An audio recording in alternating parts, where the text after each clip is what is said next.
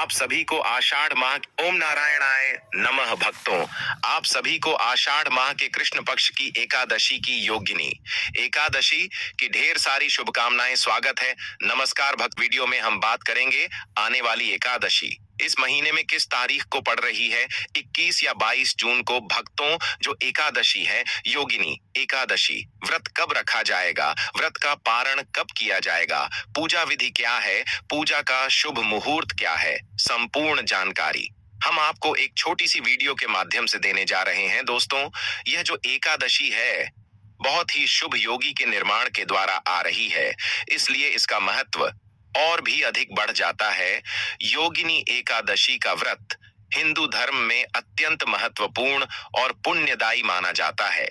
यह व्रत विशेष रूप से भगवान विष्णु के भक्तों द्वारा किया जाता है। पालन करने से पापों का नाश होता है और मोक्ष की प्राप्ति होती है। योगिनी एकादशी का व्रत विशेष रूप से उन लोगों के लिए महत्वपूर्ण है जो किसी शाप से पीड़ित हैं। मान्यता है कि इस दिन विशेष पूजा विधि और व्रत के माध्यम से शाप का प्रभाव समाप्त किया जा सकता है और जीवन में सुख शांति की प्राप्ति होती है। महाभारत में वर्णित है कि गांधारी के शाप के कारण भगवान श्री कृष्ण की नगरी द्वारका का जलमग्न होना यह दर्शाता है कि शाप का प्रभाव देवताओं पर भी पड़ता है। इसलिए योगिनी एकादशी के दिन विशेष पूजा विधि से शापों का प्रभाव समाप्त किया जा सकता है। योगिनी एकादशी की व्रत कथा में यह उल्लेख है कि इस दिन विशेष पूजा विधि और व्रत के माध्यम से शापों का प्रभाव समाप्त किया जा सकता है और जीवन में सुख शांति की प्राप्ति होती है। इस दिन भगवान विष्णु की पूजा, मंत्र जाप और व्रत का पालन करने से व्यक्ति के सभी पाप समाप्त होते हैं और उसे मोक्ष की प्राप्ति होती है। आज हम इस वीडियो के माध्यम से आपकी कंफ्यूजन दूर कर देंगे और आपके सभी प्रश्नों का उत्तर इस वीडियो में देंगे, तो वीडियो के अंत तक बन रहे, तभी आपको सही ज्ञान की प्राप्ति हो सकती है। दोस्तों, यह जो एकादशी है ना, योगिनी एकादशी, यह सौभाग्य देने वाले एकादशी है। सौभाग्य कैसा? ऐसा सौभाग्य कि यदि कोई अभागी नहीं स्त्री योगिनी एकादशी का एक व्रत मंत्र कर ले, उसका सौभाग्य जाग जाता है।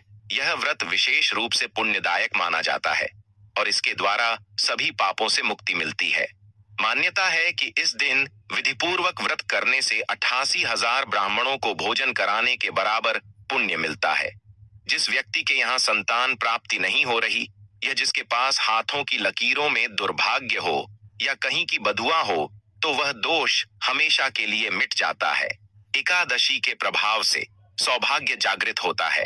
योगिनी एकादशी सौभाग्य को जगाने वाली है, आपके जीवन की सभी दुखों का अंत करने वाली है। योगिनी एकादशी आपके जीवन में आर्थिक परेशानी चल रही है, तो योगिनी एकादशी इसका एक उत्तम उपाय हो सकता है। आपके जीवन में क्लेश चल रहा है और मोक्ष की कामना करते हैं, तो इससे बड़ा कोई उपाय हो नहीं सकता।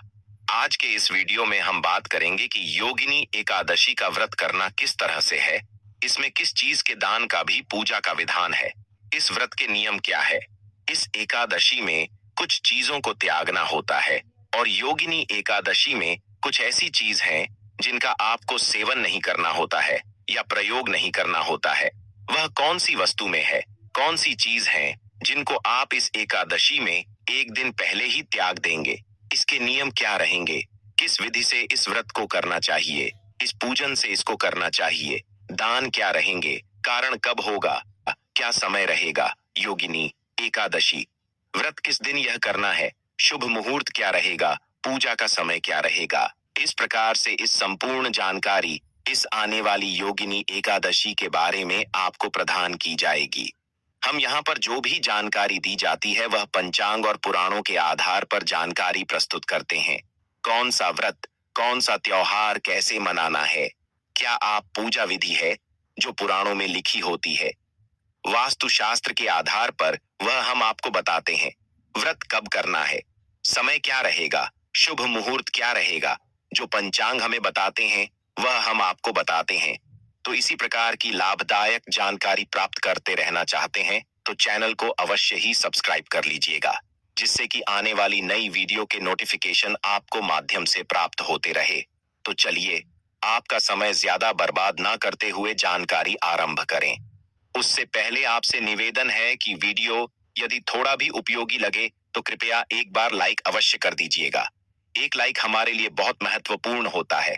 अपनी मनोकामना पूर्ति के लिए, अपने व्रत की सफलता के लिए कमेंट बॉक्स में अवश्य लिखिएगा। ओम नारायण नमः।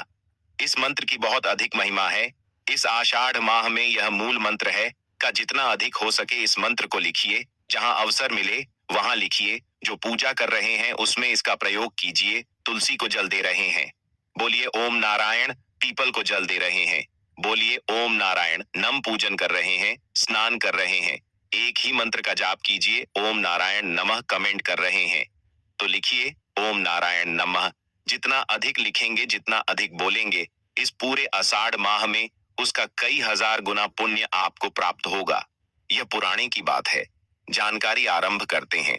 बात करते हैं आने वाले एकादशी के बारे में। प्रथम अर्थात आषाढ़ माह के कृष्ण पक्ष की एकादशी होगी और इसका नाम होगा योगिनी एकादशी।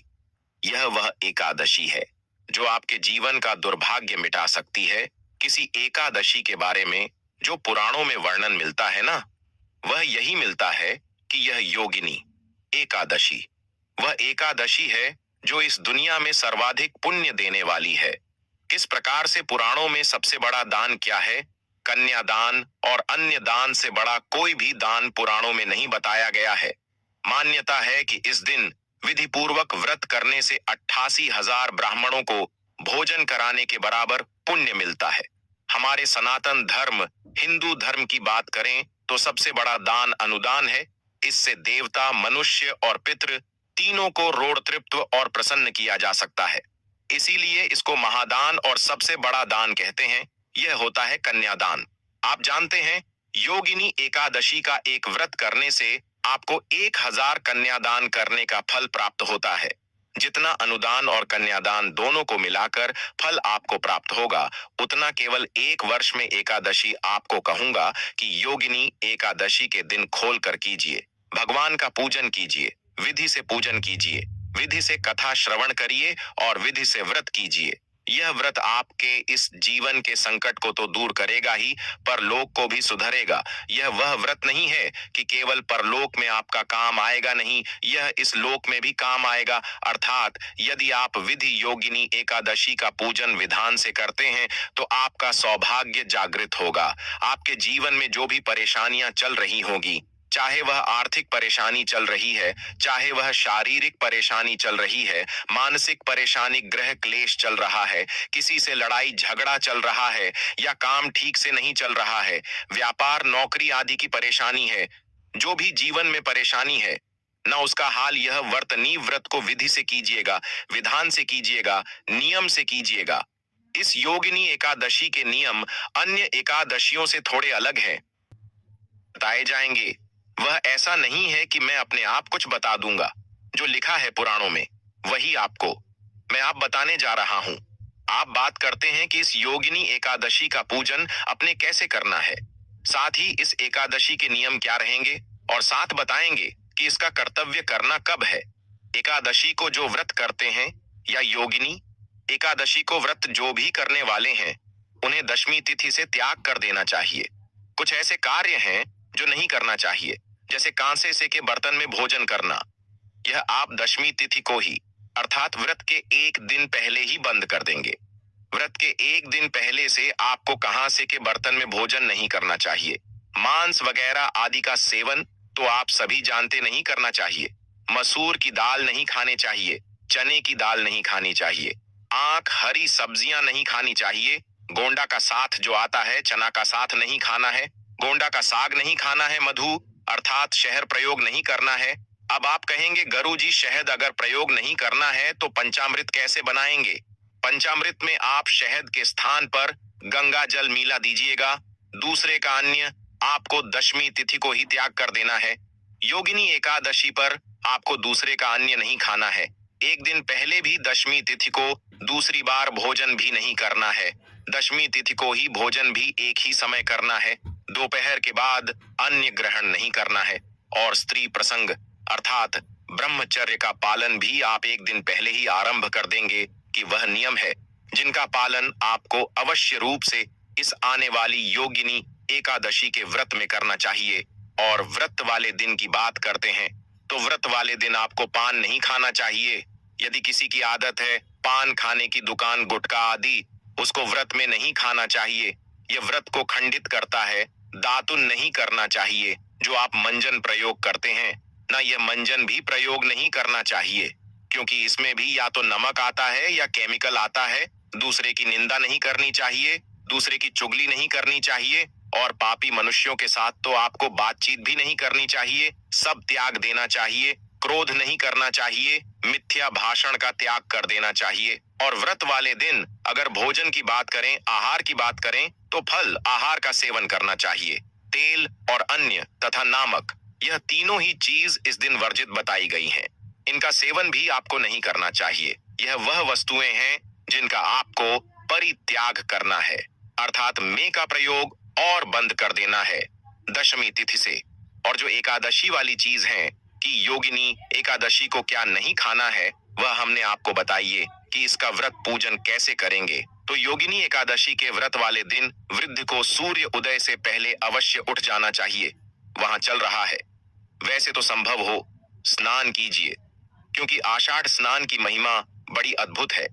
दोस्तों, स्नान की महिमा इतनी अधिक है कि इसका जो पुण्य है ना, वह कार्तिक स्नान से भी 1000 गुना अधिक है, और उसको ज्यादातर लोग जानते नहीं है। और इसका कारण भी भगवान श्री हरि विष्णु का एक श्राप है कि यह कहे कि भगवान श्री हरि विष्णु का एक वचन है जो उन्होंने यमराज को दिया था कि महिमा इसका पुण्य सभी मासूम में सर्वोत्तम है।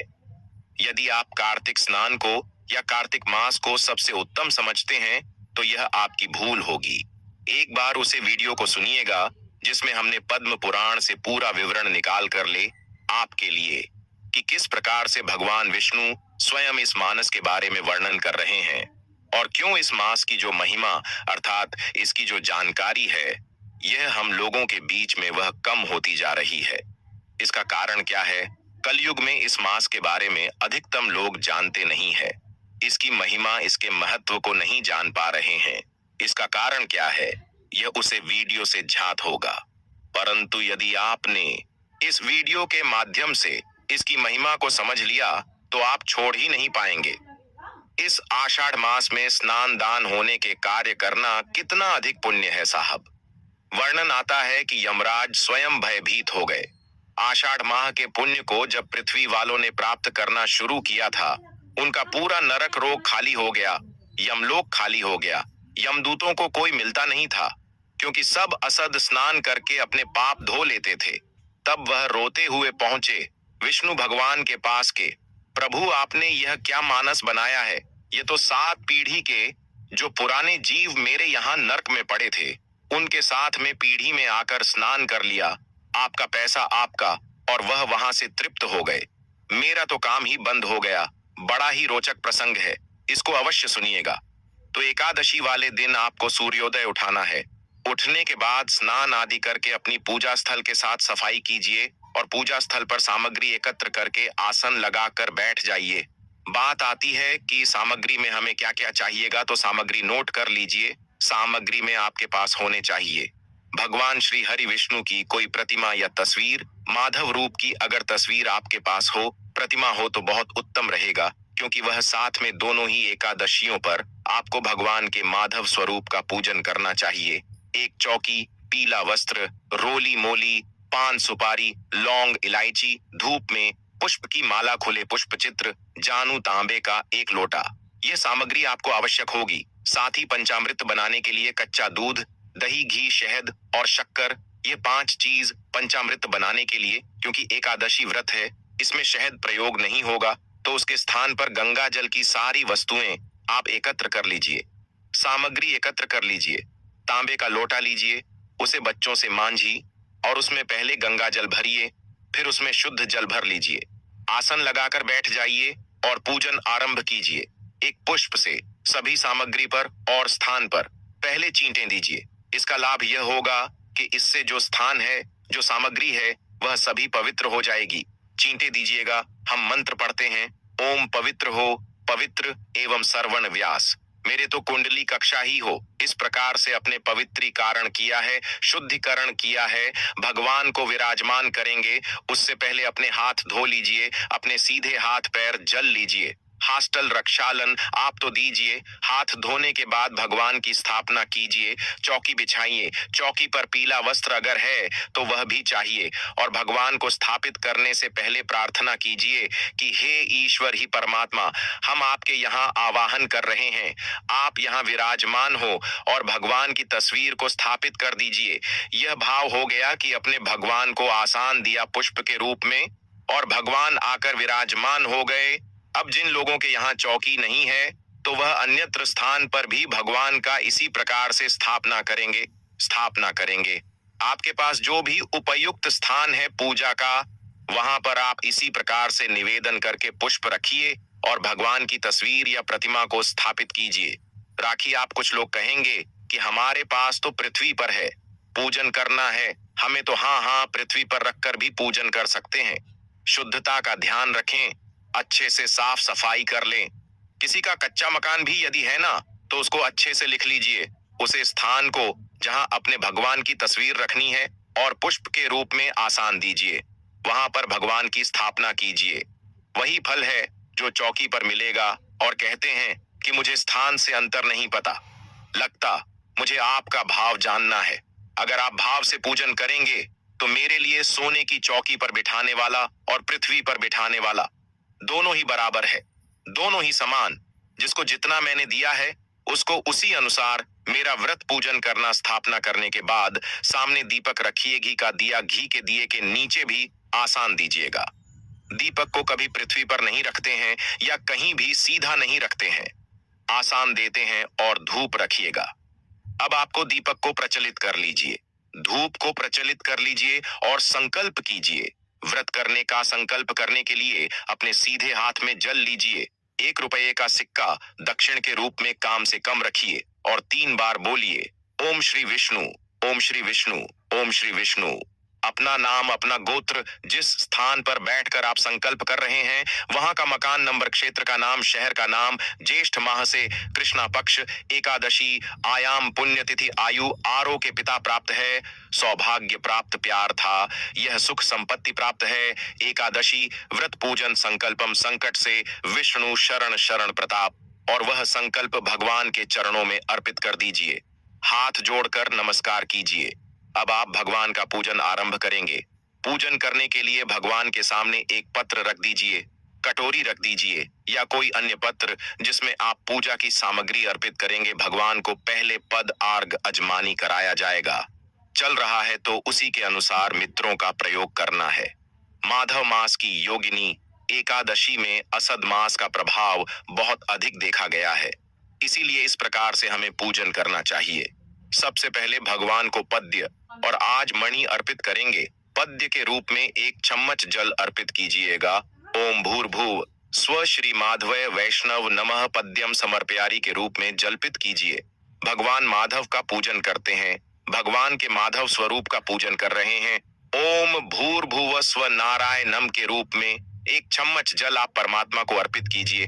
आज मैंने कराएंगे ओम भूर्भुव नम के रूप में 1 चम्मच अर्पित कीजिए। भगवान को स्नान करेंगे, स्नान के लिए 1 चम्मच जलापित करेंगे। जिनके पास प्रतिमा है वह प्रतिमा को नहीं लेंगे। ओम भूर्भुव स्व माधव आय नमः पंचामृत बनाया कच्चा दूध दही शहद के स्थान पर गंगा जल और शक्कर।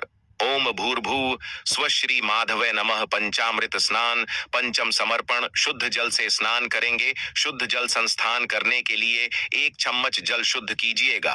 ओम भूर्भुव करेंगे। वस्त्र के रूप में मौलिक का 1 टुकड़ा थोड़ी है और वह भगवान को अर्पित कीजिए। ओम भूर्भुवा स्वाहा वस्त्रम समर्पयारियों पवित्रम, या क्यों पवित्र पित करेंगे, जनवरी लीजिए, उसे पर तिलक कर लीजिए होली से और वह अर्पित कीजिएगा। ओम भूर्भुव नमः को चंदन लगाएंगे, चंदन लगाइए पवित्रम। इसके बाद भगवान को पुष्प की माला पहनाएंगे। पुष्प अर्पित करने के बाद धूप दीप दिखाएंगे। ओम भूर्भुवा स्वाहा रूपम समर्पयामि श्री नारायण, नारायण दिखाएंगे। ओम भूर्भुव स्व श्री माधव आय नमः दीपम दृश्य स्वामी के बाद नावेद के रूप में क्या आप फल चढ़ा सकते हैं? मिठाई है तो मिठाई अर्पित कीजिएगा, अन्यथा आपको ड्राई फ्रूट्स और मिश्री है तो मिश्री चढ़ा सकते हैं। जो भी आपके पास उपलब्ध सामग्री है। नारायण नमः और भजन। आते चल अजमानी समर्पयारी, 1 चम्मच जल लीजिए, अजमानी के रूप में अर्पित कीजिए। जल जमानी करने के बाद अब भगवान को तंबू अर्पित करेंगे। तांबूल पान का पत्ता लीजिए, उसमें 2 लौंग, 2 इलायची, 1 सुपारी रखिए और वह अर्पित कीजिएगा। ओम भूर्भुव स्व नारायण नमः अर्पित करने के बाद दक्षिण अर्पित कीजिए। भगवान को प्रेम से ओम भूर्भुव स्व नारायण नमः शिवाय ओम समर्पयारी शुभ दक्षिण अर्पित कीजिए। दक्षिणा अर्पित करने के बाद हाथ जोड़कर भगवान को नमस्कार कीजिए। भगवान से प्रार्थना कीजिए कि यह परमेश्वर, आज के दिन हमने आपका यह योगिनी एकादशी का पूजन किया है, हम व्रत कर रहे हैं, इस पूजन को आप स्वीकार करें और इस व्रत को हम अच्छे से कर पाए, इतनी हमें शक्ति प्रदान करें। उसके बाद अब आपने कहा सुनी है, एकादशी का महत्व सुनना है। एकादशी की कथा YouTube पर सुनते समय ध्यान रखिएगा कि YouTube पर बहुत सारे चैनल किसी भी कथा को किसी भी नाम से चला देते हैं, तो सही चैनल चुने और सही ही कथा सुन। आपका चैनल जिस पर आप यह वीडियो देख रहे हैं एक वास्तुशास्त्र पर का चैनल है और यहाँ पर हम सही कथाएं हैं सुनते हैं जो उसे मृत के लिए बने होते हैं। तो सही कथा सुनने के लिए चैनल को भी सब्सक्राइब कीजिए। अगर नए हैं तो और बेल आइकन के निशान को अवश्य दबाइएगा, तभी आपको सारी वीडियो प्राप्त होंगे। सब्सक्राइब करने के बाद एक बेल का निशान बना हुआ आएगा, उसको दबा दीजिएगा, वीडियो आपसे छुट्टी जाएंगे। साथ में विष्णु सहस्त्र नाम आपको सुनना चाहिए। कथा, विष्णु सहस्त्र नाम और नारायण कवच, और यह तीनों ही चीज हम प्रत्येक एकादशी पर अपलोड करते हैं। इसका लाभ लीजिएगा, फिर भगवान की आरती कीजिएगा और नियमों के अनुसार दिन को व्यतीत कीजिएगा। नियम हमने आपको बताए हैं कि दिन में आपको व्रत वाले दिन सोना नहीं चाहिए। पारण वाले दिन आपको सूर्योदय से पहले उठ जाना चाहिए। उठने के बाद स्नान आदि करके स्वच्छ वस्त्र धारण करके पारण की पूजा करेंगे। पारण की पूजा करने के बाद आप पुष्पांजलि करेंगे, जो कि क्षमा प्रार्थना होती है। किसी भी व्रत पूजन के लिए सफलता के लिए बहुत आवश्यक होती है। वह पुष्पांजलि और क्षमा प्रार्थना करेंगे। भगवान को पारण का भोग लगाएंगे, ब्राह्मण को दान आदि देंगे और उसके बाद व्रत का पालन करेंगे। वीडियो में बताते भी हैं, तो उसको आप अवश्य देखिएगा। यहाँ आपको बता दें कि अब आपको व्रत करना कब है और पारण करना कब है। योगिनी एकादशी 2025 में 21 जून शनिवार को मनाई जाएगी। यह व्रत विशेष रूप से भगवान विष्णु की पूजा और शापों के निवारण के लिए किया जाता है। व्रत तिथि और पारण, व्रत तिथि 21 जून शनिवार, पारण तिथि 22 जून 2025 रविवार। प्रातः काल पारण का समय सूर्योदय के बाद होता है, जो स्थान विशेष के अनुसार भिन्न हो सकता है। आपके स्थान शिवपुरी मध्य प्रदेश के लिए सूर्योदय का समय लगभग 5:30 के आसपास होगा। इसलिए पारण का समय 5:30 से 6:30 के बीच उपयुक्त रहेगा। शुभ मुहूर्त और अभिजीत मुहूर्त। शुभ मुहूर्त, व्रत के दिन विशेष पूजा के लिए शुभ समय सूर्योदय से पूर्व का समय होता है, जो लगभग 5 बजे से 5:30 के बीच होता है। अभिजीत मुहूर्त, अभिजीत मुहूर्त दिन के मध्य का समय होता है, जो लगभग 12 बजे दोपहर से 12:45 के बीच होता है। यह समय विशेष पूजा और हवन के लिए उपयुक्त माना जाता है। पूजा विधि 1, प्रातः काल उबटन और स्नान करके स्वच्छ वस्त्र पहने। 2, मंदिर में पूजा, घर के मंदिर में दीपक लगाकर भगवान विष्णु की पूजा करें। 3, व्रत कथा, योगिनी एकादशी की व्रत कथा का श्रवण या पाठ करें। 4, मंत्र जाप, एयूएम नमो भगवते वासुदेवाय मंत्र का जाप करें। 5, फलाहार, व्रत के दौरान केवल फलाहार करें और पूरी तरह से संयमित रहें। व्रत के लाभ, शापों का नाश होता है, पापों का नाश होता है और पुण्य की प्राप्ति होती है। भगवान विष्णु की कृपा से जीवन में सुख शांति आती है, मोक्ष की प्राप्ति होती है। यदि आप इस व्रत को विधि पूर्वक करना चाहते हैं तो अपने नजदीकी मंदिर या पंडित से मार्गदर्शन प्राप्त कर सकते हैं। दोस्तों, अगर आपको यह जानकारी योगिनी एकादशी के बारे में जानकारी थोड़ी भी अच्छी लगी हो तो कृपया लाइक अवश्य कीजिएगा, क्योंकि आपका एक लाइक हमारे लिए बहुत ही महत्वपूर्ण होता है और हमारा वीडियो बनाने का जो मनोबल होता है ना, वह बहुत अधिक बढ़ता है। इसके लिए हमारी टीम और ज्यादा मेहनत करती है। और आपको इसी प्रकार की जानकारी प्रदान करता है। इसलिए चैनल पर नए तो चैनल को सब्सक्राइब जरूर ही कर लेना, ताकि इसी प्रकार की और भी ज्ञानवर्धक जानकारी आपको हम सीधे नोटिफिकेशन के माध्यम से प्राप्त कर सके। वीडियो के अंत तक बने रहने के लिए आप सभी का धन्यवाद दोस्तों। मिलते हैं नेक्स्ट वीडियो में, तब तक के लिए नमस्कार।